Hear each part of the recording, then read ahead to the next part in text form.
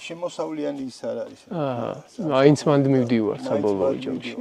დაფინანსება არ არის. ძალიან ძნელია იყო ახალგაზრდები და გაზარდო ასწავლო. ჩვენც ახლა სხვა სამუშაოებზე მუშაობთ, მე აღჭურვილობას ყიდულობთ. დავდივართ და არ გვინდა რომ სულ დაიკარგოს. ჩეხეთში სადღაც 700-მდე მღვიმეა. ხო და 45 მღვიმე მოწყობილი აქვს ტურისტულად და დადის ეს ხალხი და ფოტოებს იღებენ და მოძრაობენ ამ მღვიმეებში. ბელგიაში 5 მღვიმეა სულ. მაგრამ იმდენის ჩვენზე მეტი სპელეოლოგი ყავთ რა. იმას ჩეხეთში სადღაც 70-მდე სპელეო კლუბია შექმნილი. იქ უფრო ჯანსაღ ცხოვრებას მიდევენ რა, ვიდრე ჩვენთან. ო, აი მასლოუს პირამიდის ქვედა საფეხურები რო გაქვს დაკმაყოფილებული, მე შეგიძლია უკვე იფიქრო რაღაცებზე.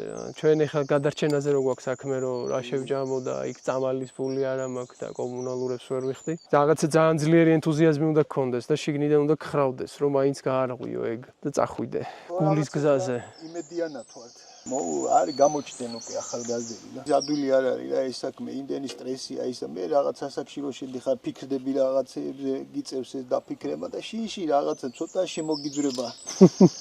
ხო და გინდა მე გიწევს რა თავის დანებება რა.